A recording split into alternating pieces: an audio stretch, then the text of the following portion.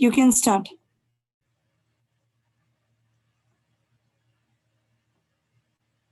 Okay then हम बात कर रहे हैं पल्मोनरी थ्रोम्बोलिज्म के इन्वेस्टिगेशन। तो इन्वेस्टिगेशंस को प्रोसीड करने से पहले हमारे को पता होना चाहिए कि पेशेंट हाई रिस्क का है या लो रिस्क का है, और ये high risk and low risk decide कैसे की जाती है। उसके लिए हमारे पास में 7 पॉइंट है जो कि आप लिख लीजिए। कैसे? Sign and symptom of the DVT अगर प्रेजेंट है, sign and symptom of the DVT अगर प्रेजेंट है तो उस पेशेंट को हम क्या कहेंगे, +3 पॉइंट देंगे। देन सेकंड है नो अल्टरनेटिव डायग्नोसिस, कोई दूसरा डायग्नोसिस नहीं होना चाहिए। नो अल्टरनेटिव डायग्नोसिस तो उसको हम क्या मार्क्स देंगे, +3। अगर थर्ड चीज है, अगर पेशेंट की हार्ट रेट ग्रेटर देन 100 है तो उस पेशेंट को हम देंगे +1.5। ये स्कोरिंग सिस्टम है, ठीक है। फोर्थ पॉइंट पेशेंट को, fourth point history of the immobilisation, history of the immobilisation greater than 3 days, greater than 3 days अगर प्रेजेंट है, इमोबिलाइजेशन की हिस्ट्री प्रेजेंट है तो उसको देंगे 1.5। फिफ्थ पॉइंट, टोटल 7 पॉइंट है। Fifth point history of the pulmonary embolism, pulmonary embolism अगर history present है तो उसको हम क्या देंगे, +1.5। Okay. Sixth point is haemoptysis अगर प्रेजेंट है, सिम्टम हेमोप्टाइसिस अगर प्रेजेंट है तो उसको हम कितना नंबर देंगे, +1। उसको हम कितना नंबर देंगे, +1। And last one is cancer, CA अगर प्रेजेंट है तो उसको हम कितना देंगे, +1। अगर इनका सबका टोटल किया जाए, उस पेशेंट की इसकी टोटल की जाए तो वो टोटल अगर <4 आती है तो उसको हम क्या बोलेंगे, लो रिस्क, उसको हम क्या बोलेंगे, लो रिस्क। ओके। एंड अगर उसकी टोटल ग्रेटर देन और इक्वल टू 4 आए तो उसको हम क्या बोलेंगे, उसको हम बोलेंगे हाई रिस्क, उसको हम क्या बोलेंगे, हाई रिस्क। तो ये चीज तो समझ में आ गई कि सस्पेक्टेड केस है तो उसके अंदर हम ये 7 क्वेश्चनरी पूछेंगे एंड डायग्नोस करेंगे कि वो हाई रिस्क का है या लो रिस्क का है। तो ये अगर चीजें समझ में आती हैं तो यहाँ पे 2 चीजें हैं आपके पास में। फर्स्ट, पेशेंट है जो लो रिस्क के साथ में है जहाँ पे स्कोर <4 था, एंड हाई रिस्क के साथ में है जहाँ पे हमारा क्या था स्कोर, जहाँ पे स्कोर ग्रेटर देन और इक्वल टू 4 था। ओके। अगर पेशेंट का स्कोर लो है तो हम क्या करेंगे, वहां पे करेंगे उसका D dimer test.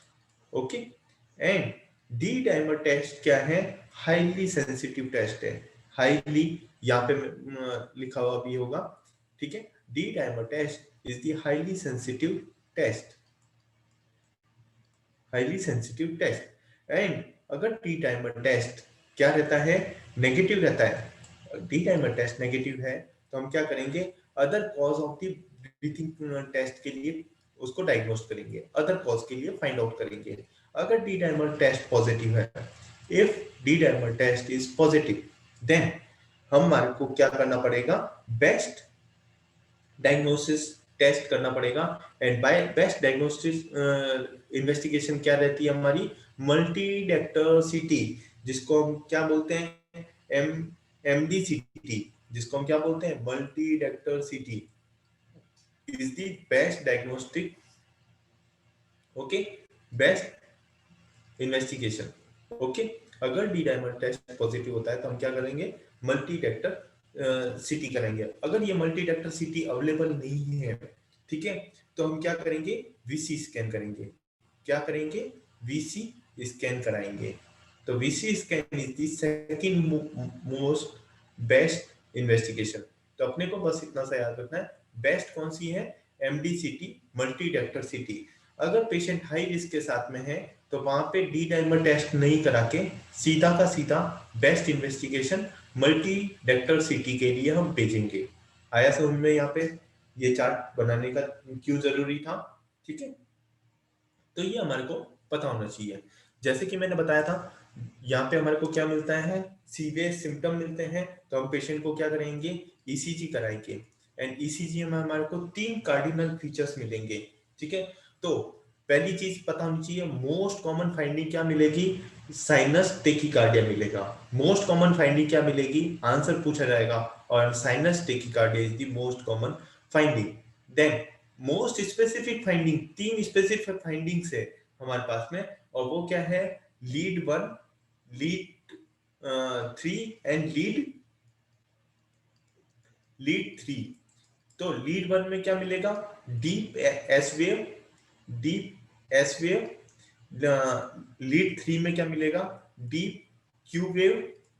And lead 3 में क्या मिलेगा, also T inversion, T inversion. Okay, ये 3 कार्डिनल फीचर्स मिलेंगे। ठीक है, फिर चेस्ट एक्सरे के लिए भेजेंगे। चेस्ट एक्सरे में स्पेसिफिक फाइंडिंग्स देखने को मिलेंगी, और वो क्या चीज है, वो देखिए। यहाँ पे अगर लार्ज थ्रोम्बस है, ठीक है, तो लार्ज थ्रोम्बस हमारे को कहाँ पे देखने को मिलेगा, देखिए ये मेरा हार्ट है।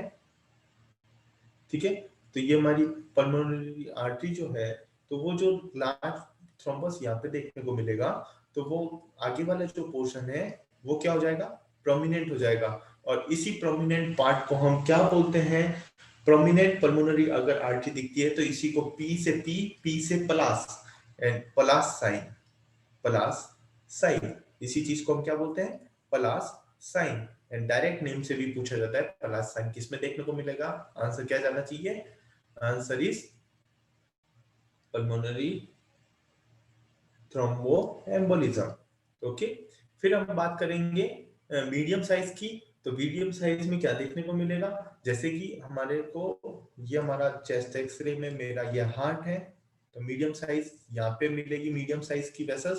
तो आगे की जो वेसल्स होगी तो वो क्या हो जाएंगी, वो हो जाती है मीडियम साइज की वेसल्स, क्या हो जाएंगी, इनविजिबल हो जाएंगी, क्योंकि यहाँ पे हमारा थ्रोम्बस प्रेजेंट है। और इसी चीज को हम क्या बोलते हैं, वेस्टर्न मार्क साइन। इसी को हम क्या बोलते हैं, वेस्टर्न मार्क साइन, जो कि किस में देखने को मिलेगा, मीडियम वेसल्स में, मीडियम वेसल्स में। यहाँ पे मीडियम साइज वेसल्स मेंशन कर रखा है। Okay,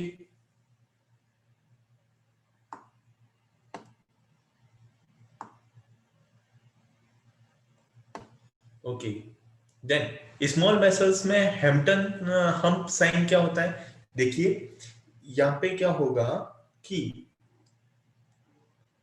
small vessels towards the lower portion में मिलेगी हमारे को। तो यहाँ पे जो थ्रोम्बस मिलेगा वो लगभग हमारे डायफ्राम के जस्ट पास में मिलेगा। तो ये जो डॉम शेप है, तो वो इस तरीके से टेंटिंग बना देगा, इस तरीके से टेंटिंग बना देगा। और इसी टेंटिंग को, ठीक है, वेल शेप टेंटिंग को, टेंटिंग ऑफ द डायफ्राम को क्या कहते हैं, हैम्पटन साइन। क्या बोलते हैं, हैम्पटन साइन। आया समझ में, हैम्पटन साइन क्या है, डायफ्राम का टेंटिंग हो जाना। ये डायफ्राम इस तरीके से है, और इसके ऊपर अगर थ्रोम्बस बना तो वो इस तरीके से क्रिएट कर देता है टेंटिंग। ठीक है, वेव शेप की ओपेसिटी डेवलप कर देता है, और इसी वेव शेप की ओपेसिटी को हम क्या कहते हैं, हैम्पटन साइन। और डायरेक्ट नेम से पूछा जाता है, हैम्पटन साइन किस में देखने को मिलेगा, वेस्टर्न मार्क साइन किस में देखने को मिलेगा, या प्लास साइन किस में देखने को। आंसर क्या जाना चाहिए हमारा, और यहीं से सारा एमसीक्यू क्रिएट होता है। ठीक है, एक एमसीक्यू आता है, गोल्ड स्टैंडर्ड टेस्ट इज, देखो अभी तक अपन ने किसकी बात की थी, best screening test, best screening test. Okay, then best investigation.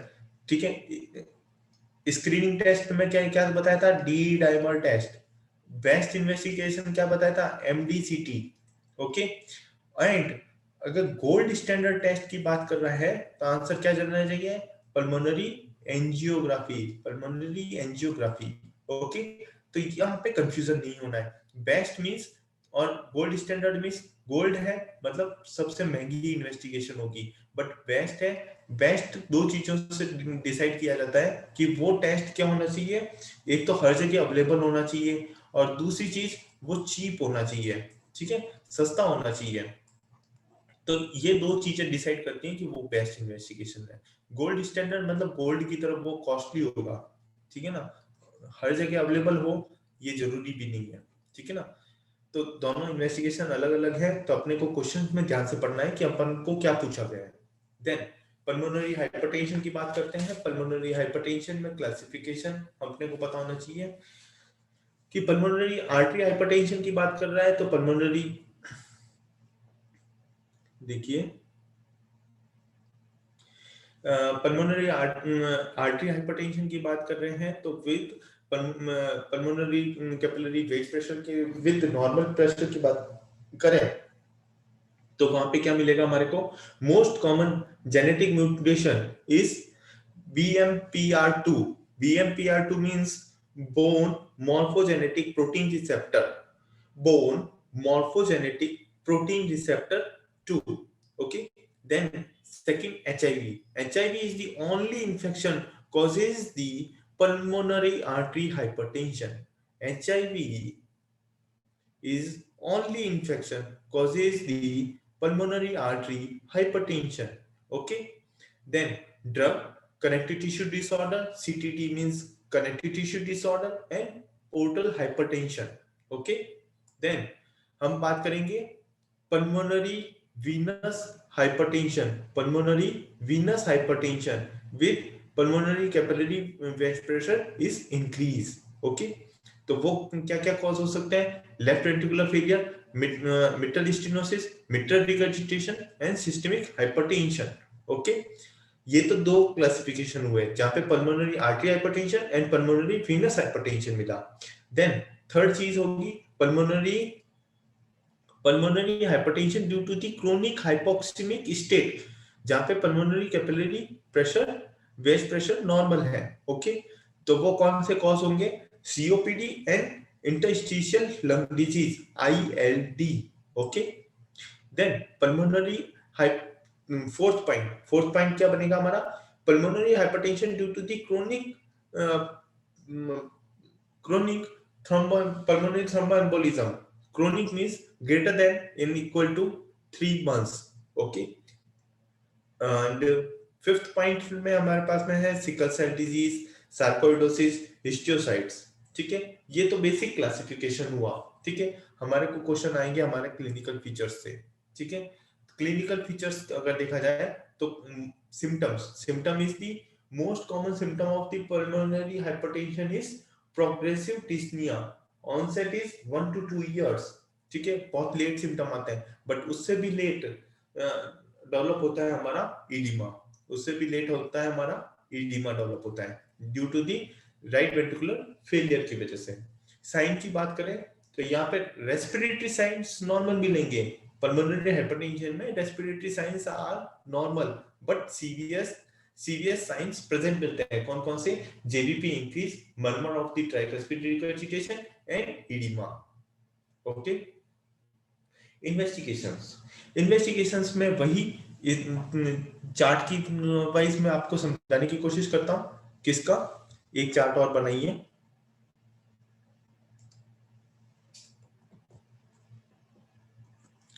कि अगर कोई भी पेशेंट, जैसे कि मैंने क्या बताया था कि most common symptom of the pulmonary hypertension presented with the progressive dyspnoea, okay. अगर प्रोग्रेसिव डिस्निया है पेशेंट को, तो हम पेशेंट को क्या करेंगे, चेस्ट एक्सरे कराएंगे, ठीक है। अगर चेस्ट एक्सरे एबनॉर्मल निकलता है, क्या करता है, एबनॉर्मल होता है, ठीक है, तो वहां पे क्या चीज मिल सकती है, हाइपर इन्फ्लेशन मिल सकता है, पहली चीज हाइपर इन्फ्लेशन मिल सकता है, या रेटिकुलर शेडोस मिल सकती है, या रेटिकुलर शेडोस प्रेजेंट हो सकती है, शेडोज प्रेजेंट मिल सकती है। अगर ये दो कंडीशंस हैं तो हम किसके बारे में सोचेंगे कि वहां पे पेशेंट को या तो सीओपीडी है या आईएलडी है, इंटरस्टिशियल लंग डिजीज है, आईएलडी है।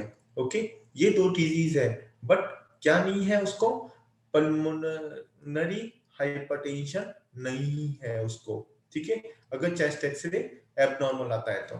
ठीक है, बट अगर चेस्ट एक्सरे क्या आ गया, नॉर्मल आ गया, तो नॉर्मल आने पे हम पेशेंट को क्या करेंगे, स्पायरोमेट्री, स्पायरोमेट्री के लिए उसको भेजेंगे।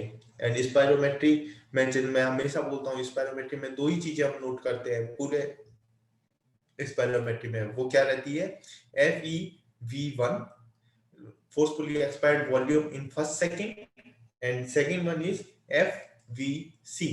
अगर ये दोनों वैल्यू क्या होगी, नॉर्मल हो, अगर ये दोनों नॉर्मल हो, ठीक है, नॉर्मल होने से पहले 2 सेकेंड, अगर ये दोनों वैल्यूज अगर क्या हो, डिक्रीज हो, ठीक है, दोनों ही डिक्रीज हैं, तो हम किसके बारे में सोचेंगे, सेम सीओपीडी एंड आईएलडी के बारे में सोचेंगे, क्योंकि हमारे को पता है जहाँ पे FEV1 एंड FVC क्या होती है, डिक्रीज हो जाती है due to the obstructive patterns की, हमारे को पता है, हमने अभी तक कंप्लीट कर लिया है।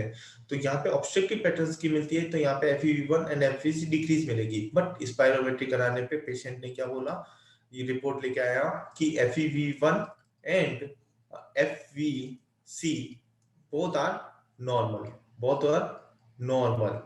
तब हमारे माइंड में क्या क्लिक होना चाहिए, हमारे माइंड में पल्मोनरी हाइपरटेंशन क्लिक होना चाहिए। तब हमारा क्लिक होने पे हम पेशेंट को क्या बोलेंगे, DLCO करा के लेके आइए। क्या करा के लेके आइए, ये लिखा हुआ DLCO। तो DLCO समझाने के लिए मैंने ये पूरा चार्ट समझाया आपको कि DLCO क्यों कराएंगे। DLCO की फुल फॉर्म क्या होती है, diffusion lung capacity of carbon monoxides, diffusion lung capacity for the carbon monoxide. And अगर DLCO लेके आएगा तो अब वो रिपोर्ट क्या लेके आएगा, लो। DLCO क्या होगा उसका, लो। ठीक है, तब अगर लो आता है तब हम सोच सकते हैं कि इसको क्या है, पल्मोनरी वेस्कुलर डिजीज है, PVD है, पल्मोनरी वेस्कुलर डिजीज है। एंड गोल्ड स्टैंडर्ड इन्वेस्टिगेशन क्या बताया था मैंने इसका, पल्मोनरी एंजियोग्राफी, पल्मोनरी एंजियोग्राफी। अब इसको पल्मोनरी एंजियोग्राफी करके डिटेक्ट कर लेंगे कि कहां पे अल्टीमेटली इसको दिक्कत है, तो ये कंफर्मेटरी टेस्ट हो गया आपका। ठीक है, ये हुआ हमारा कंफर्मेटरी टेस्ट। ठीक है, अब हमारे पास में रेस्पिरेटरी के अंदर जो मेन पोर्शन बचता है वो है निमोनियास। एंड निमोनियास के अंदर जो क्वेश्चंस आते हैं वो बड़े ही स्पेसिफिक क्वेश्चंस होते हैं कि आपको केवल क्वेश्चन को ध्यान से पढ़ना है कि वो क्या पूछना चाह रहा है आपसे। ठीक है, अपने पास में एक चार्ट बना के रखिए। चार्ट मैं वापस से बताता हूँ कि एक चार्ट बना के, सिंपल फंडा है, चार्ट बना के रखिए और उससे अपने को पता रहेगा क्या है। ठीक है, चार्ट कैसे बनाना है मैं बता देता हूँ। यहाँ पे मेंशन करो निमोनिया। ओके, निमोनिया, निमोनिया की कॉज से डायरेक्ट क्वेश्चन पूछा जाता है, कॉजेस से। एंड कॉजेस में किस तरीके से पूछना चाहता है वो आपसे, ठीक है, कि कम्युनिटी एक्वायर्ड का पूछना चाहता है कि causes of for the community acquired और हॉस्पिटल एक्वायर्ड। ठीक है, कम्युनिटी एक्वायर्ड भी दो टाइप के हो सकते हैं, first one is typical and second one is atypical. Okay, अगर क्वेश्चन आ रहा है कि most common cause of the typical community acquired pneumonia, तो answer is most common cause of the typical community acquired is, answer is strepto, answer is strepto.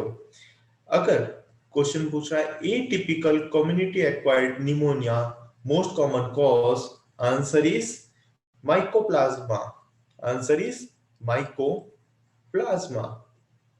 Okay, इसी तरीके से hospital acquired, okay, hospital acquired में अब typical atypical मैं पूरा नहीं समझाऊंगा क्योंकि ना हमारे को जहां से क्वेश्चंस आ रहे हैं वही समझाने की कोशिश कर रहा हूं। ठीक है ना, हॉस्पिटल एक्वायर्ड में भी क्या चीज होती है, एक होता है VAP, ventilator associated pneumonia, and second होता है non ventilator associated pneumonia. Okay, VAP and non VAP. Okay, तो वेप में दो चीज होती है, वेंटिलेटर एसोसिएटेड में एक हो सकता है अर्ली, जो कि लेस देन अर्ली जो कि लेस देन 5 डेज में डेवलप हो। तो आंसर क्या जाना चाहिए हमारा? आंसर जाएगा, क्वेश्चन क्या सीधा क्वेश्चन पूछा जाता है, early ventilator associated hospital acquired pneumonia, answer is हमारे को पता होना चाहिए स्टेप्टोनिमोनी। और यही ग्रेटर देन 5 डेज में डेवलप हो रहा है, मींस लेट है, तो आंसर क्या हो जाएगा? लेट है तो स्यूडोमोनास। तो हमारे को क्वेश्चन ध्यान से पढ़ना है और ये चार्ट ध्यान रखना है, ठीक है? स्टेप्टो एंड स्यूडो। नॉन वेंटिलेटर में डायरेक्ट है, क्योंकि वेंटिलेटर एसोसिएटेड नहीं है, तो यहाँ पे डायरेक्ट है, answer is staphylococcus, staphylococcus aureus. ठीक है, ये सारा का सारा आपके इसमें मैंने मेंशन किया है, अर्ली है या लेट है। ठीक है, okay. Then next, host factor की बेसिस पर भी डिवाइड कर रखा है कि होस्ट फैक्टर कैसा है। तो यहाँ पे ये टेबल पता होनी चाहिए। होस्ट फैक्टर की एज लेस देन 6 मंथ्स है तो रेस्पिरेटरी सिंकाइसियल वायरस, एडल्ट है तो स्ट्रेप्टोकोकस निमोनी, एल्डरली है means greater than 65 year of the age है माइकोबैक्टीरियम टीबी, न्यूट्रोपिनिक पेशेंट है, न्यूट्रोपीनिया है तो स्यूडोमोनास, ब्रोंकेक्टाइसिस और ब्रोंकेक्टाइसिस है तो सेम स्यूडोमोनास, सिस्टिक फाइब्रोसिस है तो एडल्ट है, ए मींस एडल्ट, सी मींस चिल्ड्रन, एडल्ट है तो स्यूडोमोनास, चिल्ड्रन है तो स्टेफाइलोकोकस। अब पेशेंट विद एचआईवी, तो वहां पे निमोनिया का कॉज क्या बनेगा? स्ट्रेप्टोनिमोनी, स्ट्रेप्टोनिमोनी। क्लिनिकल फीचर्स की बात करें तो 3 कार्डिनल फीचर्स आपको पता है, फीवर, कफ, स्पुटम। स्पुटम अगर ग्रीन है तो कॉज हमारे को पता चल सकता है स्यूडोमोनास, रस्टी कलर का है तो स्टेप्टो, रेड कलर जेली है तो क्लेप्सेला, रेड कलर है विदाउट ब्लड है, ठीक है, तो यहाँ इसको क्या बोलते हैं? हम इसको बोलते हैं स्यूडो हेमोप्टाइसिस, क्योंकि red colour due to the blood नहीं है, वो red colour due to the serratia, serratia. Okay, sign की बात करें तो यहाँ पे इंस्पेक्शन में मीडियस्टर्नल शिफ्ट नहीं मिलेगा, वो सेंट्रली रहेगा। पैल्पेशन में वोकल फ्रेमिटस इंक्रीज, परकशन में डल नोड मिलेगा, ऑस्कल्टेशंस में ब्रीथिंग साउंड्स प्रेजेंट मिलती हैं। ठीक है, एक्सरे में दो चीजें इंपॉर्टेंट है, जो कि मैं डायग्राम बना के आपको समझाने की कोशिश करता हूं, आपको समझ में आए कि chest x-ray of the pneumonia कैसे देखने को मिल सकते हैं। देखो, पहला पैटर्न समझने की कोशिश करना। पहला पैटर्न है कि जहां पे हमारे को अपर लोब के अंदर क्या देखने को मिल रहा है? होमोजीनस ओपेसिटीज देखने को मिल रही हैं विद द शार्प मार्जिन। ये देखिए, ये शार्प मार्जिन है, तो क्या लिखा है? Homogeneous opacity with the sharp margin. तो ये किसको, अगर इस तरीके का चेस्ट एक्सरे आता है तो वो किसको डिनोट कर रहा है कि ये लोबर निमोनिया है। ये क्या है? Lobar pneumonia. Okay, and lobar pneumonia, and lobar pneumonia का कॉज क्या बताया था अभी तक? Streptococcus, Streptococcus. देन दूसरा पैटर्न चेस्ट एक्सरे का क्या देखने को मिल सकता है निमोनिया के केस में कि इंटरलोबर फिशर्स के अंदर क्या मिलेगी हमारे को? बल्जिंग देखने को मिलेगी। क्या देखने को मिलेगी? इस तरीके से बल्जिंग। एंड अपर लोब के अंदर इनफिल्ट्रेशंस देखने को मिलेगा, इनफिल्ट्रेशंस। ये अगर दोनों पैटर्न्स मिल रहे हैं साथ में, तो ये क्या चीज को शो करेगा कि यहाँ पे क्लेप्सेला इन्फेक्शन है। यहाँ पे क्या है? क्लेप्सेला इन्फेक्शन देखने को मिल रहा है। ठीक है, देन एक चीज और मिल सकती है, एक पैटर्न और है हमारे पास में कि यहाँ पे क्या है? स्मॉल एयर सैक्स देखने को मिलेगी। कैसे? देखिए, ये मेरा लंग है एंड यहाँ पे क्या है? स्मॉल एयर सैक्स देखने को मिलेगी। ठीक है, तो small air spaces with thin wall, तो इसको हम क्या बोलते हैं? इसको हम बोलते हैं निमेटोसील्स। निमेटोसिल्स। एंड निमेटोसिल्स अगर प्रेजेंट मिल रही हैं चेस्ट एक्स-रे में तो हम कह सकते हैं इसको स्टेफाइलोकोकस ऑरियस का इन्फेक्शन है। अच्छा, एक तो होती है निमेटोसिल्स, एक होती है कैविटी। तो कैविटी फॉर्मेशन कैसे रहेंगी? ये मेरा लंग्स है, ओके। तो जो कैविटी फॉर्मेशन होगी वो 2/3 कवर होंगी विद द थिक वॉल। इसकी कैविटी की कैसी रहेगी? थिक वॉल रहेगी। बट निमेटोसिल्स की वॉल कैसी रहती है? थिन वॉल रहती है, ओके। विद यहाँ पे क्या मिल सकता है? फ्लूइड एंड प्लस पस मिल सकता है, ठीक है। तो इसको हम क्या बोलते हैं? इसको हम बोलते हैं कैविटी। इसको हम बोलते हैं कैविटी फॉर्मेशंस, ओके। तो cavity are the air spaces with the thick wall at least 2/3 circumference is complete, okay.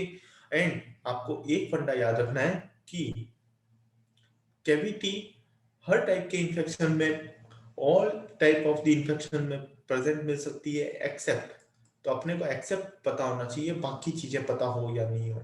Accept कौन कौन से इंफेक्शन की वजह से कैविटी फॉर्मेशन नहीं होती है?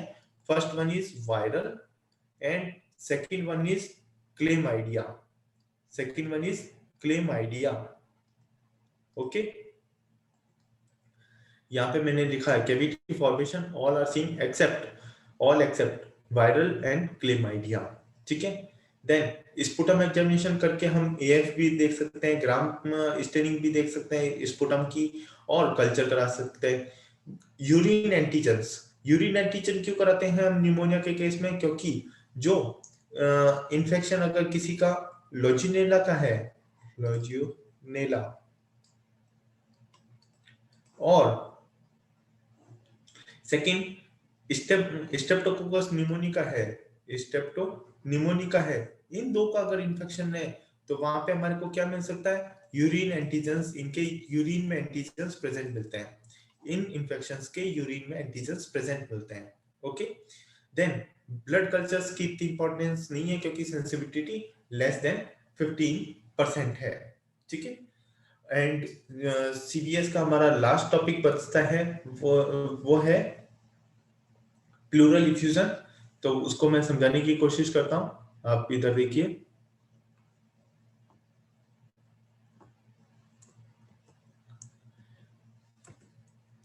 कि प्लूरल इफ्यूजन किस तरीके से डेवलप हो सकता है। कि कॉजेस प्लूरल इफ्यूजन में अल्टीमेटली क्या होता है? ये मेरी प्लूरा है एंड यहाँ पे क्या है? ब्लड वेसल्स है, ओके। तो प्लूरा के अंदर का दो प्रेशर होते हैं, एक तो होता है हाइड्रोस्टेटिक प्रेशर, एक होता है ऑन्कोटिक प्रेशर्स, ओके। तो अगर ये डिस्टर्ब हो जाएंगे तो क्या हो जाएगा? हमारा जो ब्लड वेसल्स का जो फ्लूइड है वो कहाँ पे आ जाएगा? कैविटी के अंदर, प्लूरल कैविटी के अंदर आ जाएगा। तो इसी वजह से क्या हो जाएगा? प्लूरल इफ्यूजन डेवलप होता है। तो ये किस वजह से आ सकता है? फर्स्ट ट्रांसुडेट होके आ सकता है, ट्रांसुडेटिव।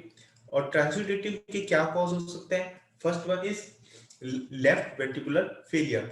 और यहीं से क्वेश्चन आता है कि most common transudative cause of the pleural effusion. तो अपने को इतना सा याद रखना है, most common cause of the transudative cause of the pleural effusion is left ventricular failure. And left ventricular failure में क्या होता है?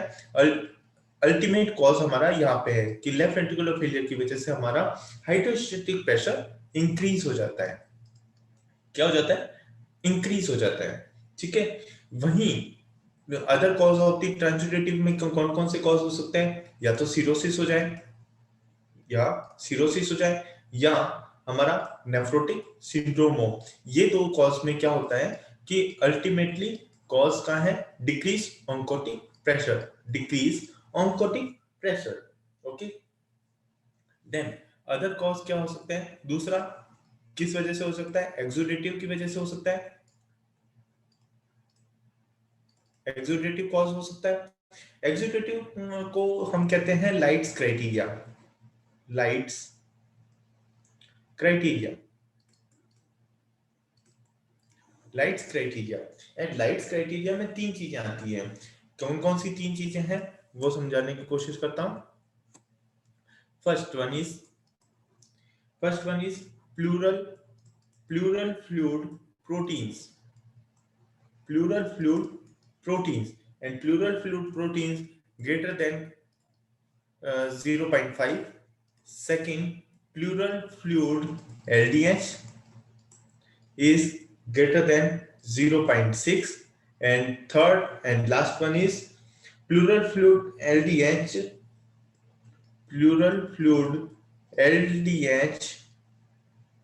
greater than 2/3 of upper normal limit of serum LDH.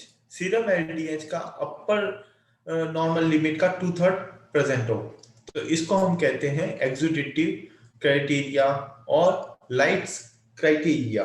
ठीक है, अगर बात करें, क्वेश्चन आए कि मोस्ट कॉमन इन्फेक्शन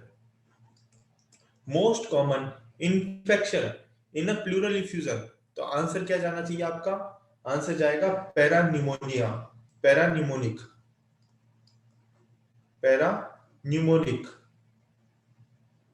अगर ऑप्शन ये नहीं दिया हुआ हो तो second most common is TB. अगर टीबी भी मेंशन नहीं है तो वो आंसर क्या जाएगा? वायरल। तो आंसर डिपेंड करता है कि आपके ऑप्शंस क्या क्या आ रहे हैं। ठीक है, first, second and third. Okay, अगर क्वेश्चन इस तरीके से है, मोस्ट कॉमन मैलिग्नेंसी से आए, तो अपने को पता होना चाहिए मोस्ट कॉमन मैलिग्नेंसी कहां देखने को मिलेगी? CA lung. सीए लंग की वजह से क्या डेवलप होगा हमारा? मोस्ट कॉमन मैलिग्नेंसी की वजह से प्लूरल इफ्यूजन। अगर second one is CA breast की वजह से second most common cause of the pleural effusion, then lymphomas. ठीक है, देन गायनिक कॉज की अगर बात करें तो गायनिक कॉज इतनी इंपॉर्टेंट है जो कि हमारे को कई बार गायनिक कॉज में पूछा जाता है, और वो है answer is mix syndrome. And mix syndrome में क्या मिलता है हमारे को? मिक्स सिंड्रोम किसको कहते हैं? Ovarian tumour plus ascites plus right, ये याद रखना राइट, क्योंकि ऑल एक्सेप्ट में लेफ्ट लिखा हुआ होता है हमेशा।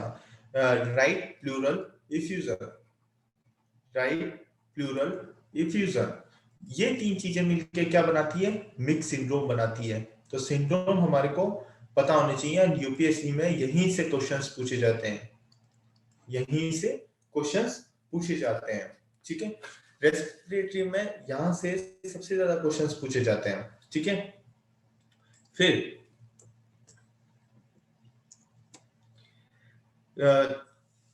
हल्का सा पोर्शन बचा है हमारा। ठीक है, और वो है हमारा इसके क्लिनिकल फीचर्स से, प्लूरल इफ्यूजन के क्लिनिकल फीचर्स में, कि मोस्ट कॉमन सिम्टम्स की बात करें तो वो कौन सा रहेगा हमारा? Chest pain. क्या रहता है? चेस्ट पेन प्रेजेंट मिलता है। ठीक है, अगर इसके इन्वेस्टिगेशन पॉइंट ऑफ व्यू से बात करें तो इन्वेस्टिगेशन में वही सिंपल फंडा कि चेस्ट एक्सरे कराएंगे। चेस्ट एक्सरे में हम पहले अर्ली फेज में है पेशेंट प्लूरल इफ्यूजन का, तो उसका लेटरल व्यू लेते हैं। ओके, लेटरल व्यू में चेस्ट एक्सरे करते हैं, बिकॉज एक सिंपल फंडा ध्यान रखें कि अगर कोई भी फ्लूइड है तो वो क्या होगा, ये जैसे कि हमारी प्लूरा है, तो लेटरल व्यू क्यों करा रहे हैं हम? क्योंकि जैसे कि ये मेरी प्लूरा है, तो कोई भी जो फ्लूइड होगा ग्रेविटी की वजह से वो किस तरफ आ जाएगा? वो नीचे की तरफ, पीछे पोस्टीरियरली चला जाएगा। तो यहाँ पे तो कितना भी मिनिमम कितना मिलेगा हमारे को? मिनिमम फ्लूइड 75 ml अगर फ्लूइड है तो वो हमारे को किस में दिख जाएगा? वो हमारे को lateral view of the chest x-ray में दिख जाएगा। तो यहाँ पे क्या मिलेगा हमारे को? पोस्टीरियरली ब्लंटिंग मिलेगी। तो blunting of the posterior costophrenic angle. Okay, अगर यही फ्लूइड हमारा कितना हो जाए? 175 ml हो जाए, तो हम क्या कराएंगे? पीए व्यू कराएंगे। पीए व्यू में हमारे को क्या कैसे देखने को मिलेगा, यहाँ पे हमारा पीए व्यू इस तरीके को देखने को मिलेगा, ये मेरा हार्ट है एंड यहाँ पे जो हमारा यहाँ पे Dr. जो फ्लूइड है, Nitesh, just 5 minutes for the session. Okay okay, हमारा रेस्पिरेटरी कंप्लीट हो चुका है, ये लास्ट चेस्ट एक्सरसाइज समझा देता हूँ, ठीक है। इसके बाद में हमारा रेस्पिरेटरी सिस्टम कंप्लीट हो जाएगा, फिर हम नेक्स्ट सिस्टम के साथ में प्रोसीड करेंगे टुमारो। ओके, तो ये मिनिमम फ्लूइड कितना होना चाहिए, जो कि हमारे को पीए व्यू में देखने को मिलेगा 175 ml, ठीक है, जहाँ पे blunting of the CP angle, CP angle की ब्लंटिंग देखने को मिल रही है, ठीक है। और पूरा ऑब्सक्योर हो जाए हमारा पूरा डायफ्राम, पूरा डायफ्राम ऑब्सक्योर होने के लिए कितना चाहिए, 400 ml अगर प्लूरल इफ्यूजन में मिल रहा है तो मतलब हमारा पूरा डायफ्राम क्या हो जाएगा, ऑब्सक्योर हो जाएगा, ठीक है। तो ये सारी चीजें हैं जो कि हमारे को रेस्पिरेटरी सिस्टम से पूछ सकते हैं और यहाँ से कई बार क्वेश्चंस आते भी हैं, ठीक है। तो thank you so much.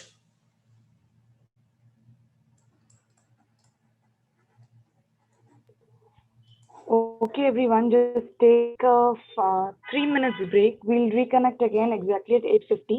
Take a 3 minutes break and then reconnect using the same link. Thank you.